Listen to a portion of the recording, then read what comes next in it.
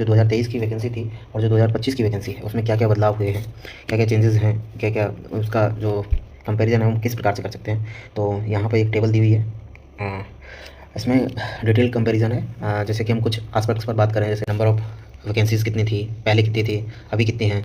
तो उस पर जैसे हम बात करेंगे कि टोटल पोस्ट कितनी थी। पहले थी 10,000 से ऊपर वैकेंसी थी 2023 में, 10,391, और अभी जो वैकेंसी हैं वो है 7,267, यानी कि वैकेंसी जो हैं पहले से कम है। सो इससे घबराने की ज़रूरत नहीं है, काफ़ी संख्या में वैकेंसीज़ हैं, और teaching as well as non teaching staff के लिए, दोनों के लिए वैकेंसी है। और जो पहले जो फॉर्म भरे गए थे वो अप्रॉक्सीमेटली 20 लाख के आसपास भरे गए थे, लेकिन इस बार जो फॉर्म भरे गए हैं वो आधे भरे गए हैं। रिसेंटली एक अपडेट आया था कि जो फॉर्म भरने की लास्ट डेट है वो एक्सटेंड कर दी गई है। पहले 23 अक्टूबर थी, लेकिन अभी फ़िलहाल 28 अक्टूबर कर दी गई है। इसके बाद बात करेंगे हम एग्जामिनेशन बोर्ड की। तो पहले भी ऑफलाइन हुआ था, इस बार भी ऑफलाइन है, तो उसमें तो कोई संशय की बात ही नहीं है। जो नंबर ऑफ़ एग्ज़ाम्स हैं, अर्थात पहले जो एग्ज़ाम हुआ था वो एक एग्ज़ाम हुआ था, मेन एग्ज़ाम, उसके आधार पर ही मेरिट बनी थी। जैसे जो जेएसए और प्रिंसिपल्स का होता है वो थोड़ा अलग रहता है। जेएसए में क्या होता है कि एक मेन एग्ज़ाम होता है, उसके बाद स्किल टेस्ट लगता है, और प्रिंसिपल के लिए इंटरव्यू कंडक्ट होते हैं।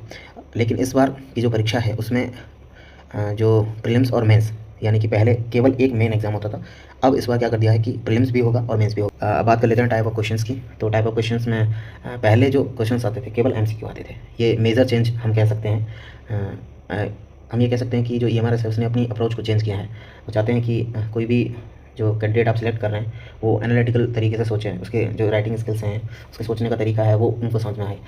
जनरली क्या होता है, एमसीक्यू क्वेश्चंस होते हैं तो उनमें क्या है कि उसका एनालिटिकल अप्रोच नहीं पता चल पाता कैंडिडेट का। तो इसलिए इस बार जो एग्ज़ाम होगा वो एमसीक्यू बेस्ड भी होगा और डिस्क्रिप्टिव भी होगा।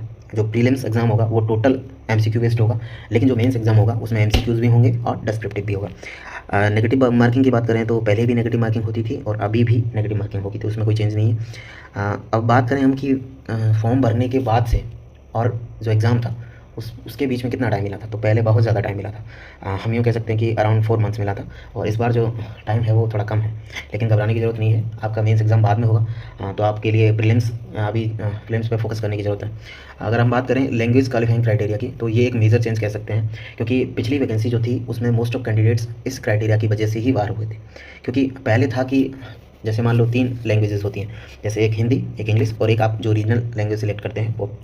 तो क्या होता था कि पहले हर सब्जेक्ट में हिंदी में अलग, इंग्लिश में अलग और रीजनल लैंग्वेज में अलग आपको 10 में से 4 क्वेश्चन मिनिमम करने होते नहीं, सही करने होते थे। लेकिन इस बार क्या कर दिया है, इस बार ये कर दिया है कि आपको जो क्वेश्चंस दिए जा रहे हैं, जो 30 क्वेश्चंस हैं, पीजीटीज़ के लिए थोड़ा अलग है, लैब अटेंडेंट के लिए भी थोड़ा अलग है, मैं टीजीटीज़ की बात कर रहा हूँ। आपको 30 क्वेश्चंस दिए जाएंगे, तो उसमें से आपको 12 सही करने, अर्थात 40% ओवरऑल इस बार सेपरेट नहीं है। तो हम यूँ कह सकते हैं कि एक अच्छा वो है अपॉर्चुनिटी।